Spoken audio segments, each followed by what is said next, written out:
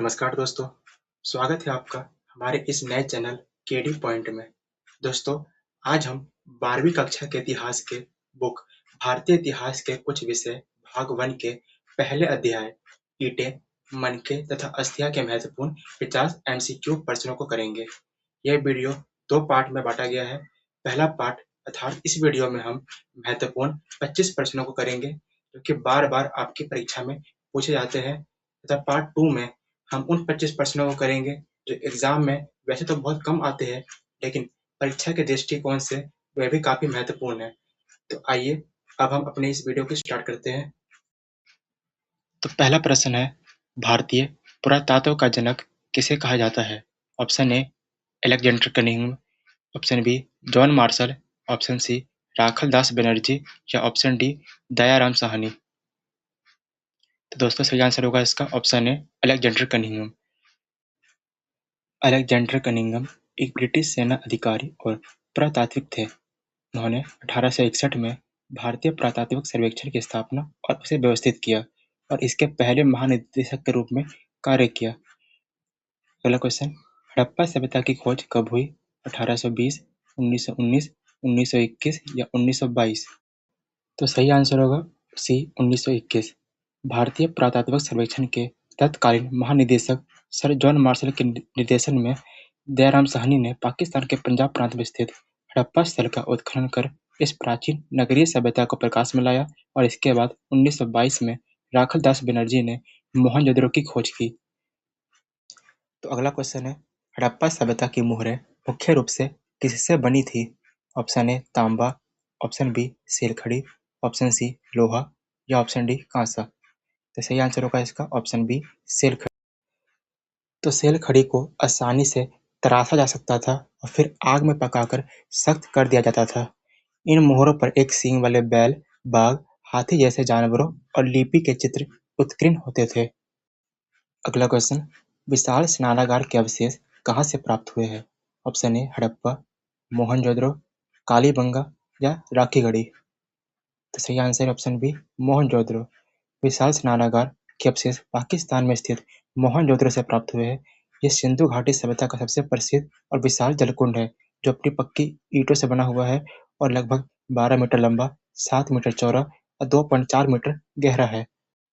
अगला प्रश्न, मृतकों का टीला किसे कहा जाता है? Option A Mohenjodaro, B Harappa, C Kalibanga या डी मांडा। तो सही आंसर होगा इसका ऑप्शन ए मोहनजोदड़ो। यह सिंधु घाटी सभ्यता का सबसे बड़ा और नियोजित शहर माना जाता है। खुदाई के दौरान यहाँ से मानव कंकाल, मलबे के ऊंचे टीले मिले हैं जिससे यह नाम इसको दिया गया है। हड़प्पा सभ्यता के लोग किस धातु से परिचित नहीं थे? ऑप्शन ए लोहा, बी तांबा, सी सोना या डी चांदी। तो सही आंसर होगा इसका ऑप्शन ए लोहा। हड़प्पा सभ्यता के लोग लोहा धातु से परिचित नहीं थे। चूंकि ये कांस्य युगीन सभ्यता है, इसलिए वह तांबा, कांसा, सोना, चांदी और सीसा जैसी धातुओं का उपयोग करते थे, लेकिन लोहे का ज्ञान और उपयोग बहुत बाद में वैदिक काल में शुरू हुआ। सिंधु घाटी सभ्यता का बंदरगाह नगर कौन सा था? Option A Ropar, B Kalibanga, C Lothal या डी बनावली। तो सही आंसर होगा इसका ऑप्शन सी लोथल। यह वर्तमान भारत के गुजरात राज्य में स्थित है। यह शहर साबरमती नदी के सहायक नदी भोगवा नदी के किनारे है। इसकी खोज 1954 में भारतीय पुरातात्विक एस आर राव ने की थी। सिंधु घाटी सभ्यता की मुख्य फसलें कौन सी थी? ऑप्शन ए गेहूं, बी जौ, सी कपास या डी ए और बी दोनों। तो सही आंसर होगा इसका ऑप्शन नंबर डी ए और बी दोनों। हड़प्पा सभ्यता के लोगों की मुख्य फसलें गेहूं और जौ थी। चावल के साक्ष्य केवल रंगपुर और लोथल से मिले हैं, लेकिन ये उनकी मुख्य फसलें नहीं थी। हड़प्पा किस नदी के किनारे स्थित था? Option A Ravi, B Sindhu, C Beas या डी चेनाब। तो सही आंसर होगा इसका ऑप्शन ए रावी। हड़प्पा रावी नदी के तट पर स्थित था। मोहनजोदड़ो सिंधु नदी के किनारे स्थित था और वहीं पर लोथल जो था गुजरात के भाल क्षेत्र में भोगवा नदी के किनारे स्थित था।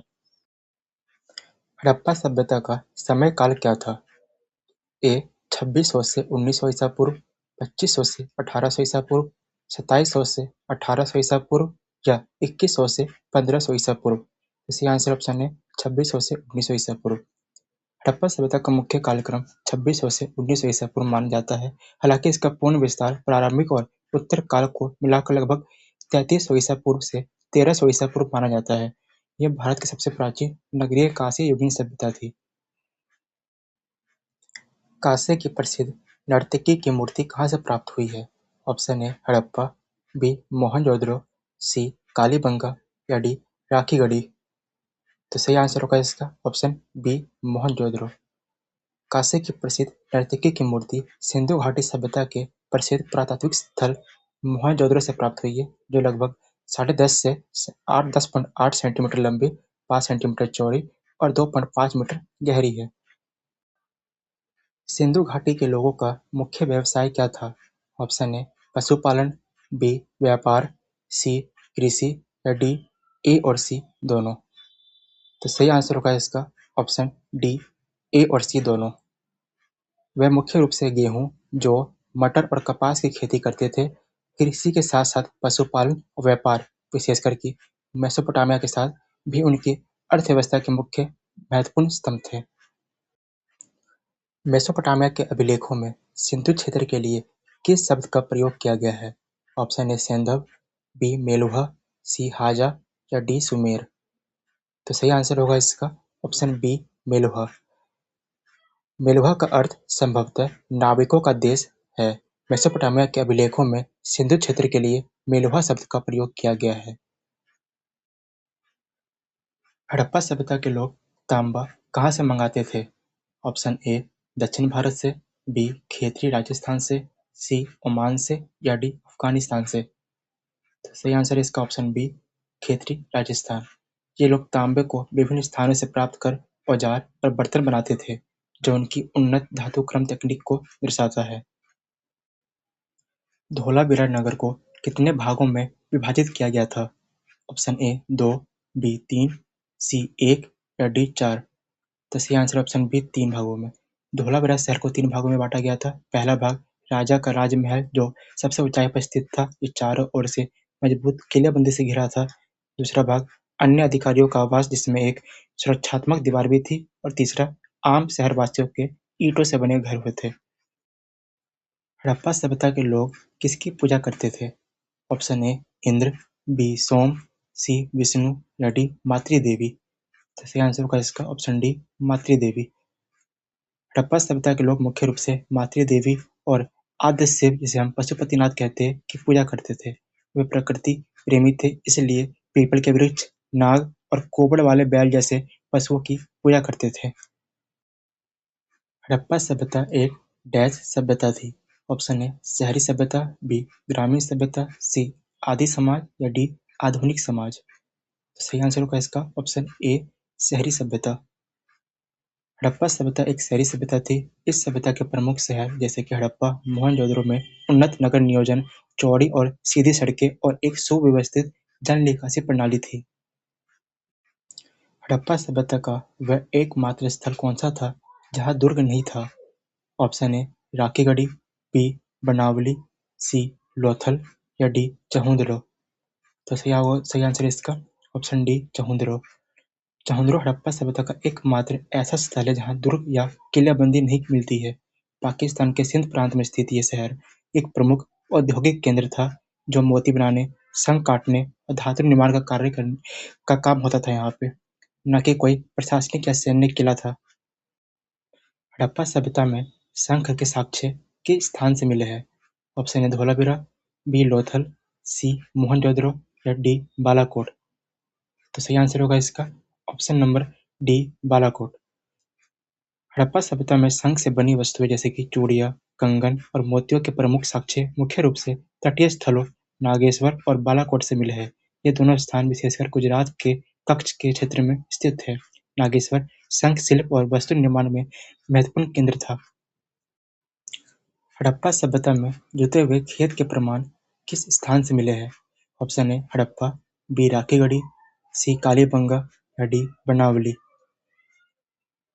तो सही आंसर इसका option number C Kalibanga. Harappa सभ्यता में जुते हुए खेत के सबसे प्रमुख और प्रारंभिक साक्ष्य राजस्थान के कालीबंगा स्थल से मिले हैं। ये स्थान घग्गर नदी के किनारे हनुमानगढ़ जिले में स्थित है। हड़प्पा सभ्यता का कौन-सा शहर यूनेस्को की विश्व धरोहर में शामिल है? Option A Mohenjodaro, B Kalibanga, C Rakhigarhi या डी धोलावीरा। तो सही आंसर है इसका option number D Dholavira. Gujarat के कच्छ जिले में स्थित ये प्राचीन शहर 2021 में भारत के 40वें विश्व धरोहर स्थल के रूप में शामिल किया गया था, जबकि बेहतरीन नगर योजना और जल प्रबंधन के लिए प्रसिद्ध है। भारत में स्थित हड़प्पा सभ्यता का सबसे बड़ा स्थल कौन सा है?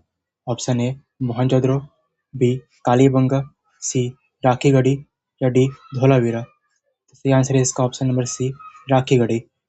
ये हरियाणा के हिसार जिले में स्थित है और न केवल भारत में बल्कि पूरे भारतीय उपमहाद्वीप में सबसे बड़े हड़प्पा स्थलों में से एक है, जो लगभग 350 से 550 एकड़ तक फैला हुआ है। हड़प्पा लिपि में चिन्हों की संख्या लगभग कितनी थी?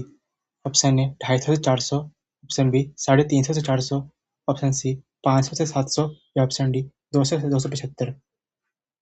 तो सही आंसर है इसका ऑप्शन बी 375 से 400। ये एक चित्रात्मक या भाव चित्रात्मक लिपि है। ये लिपि अभी तक पूरी तरीके से पढ़ी नहीं जा सकी है और इसे दाईं से बाईं ओर लिखा जाता था। हड़प्पा सभ्यता का आकार कैसा था? ऑप्शन ए त्रिभुजाकार, बी आयताकार, सी वर्गाकार या डी वृत्ताकार।